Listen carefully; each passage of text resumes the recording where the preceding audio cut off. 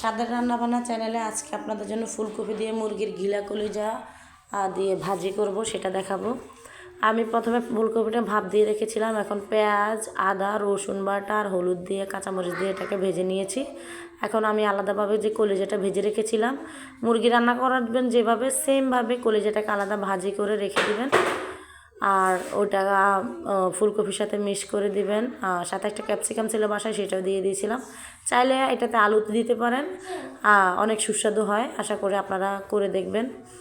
আর এইভাবে রান্না করলে ফুলকপি খেতে এত স্বাদ হয় বলার বাহিরে। রুটি দিই মানে এই ভাজিটা আপনি যদি রুটি দিয়ে খান, এটা তো জুড়িয়ে নেয়, কি বলবো আর আপনাদেরকে।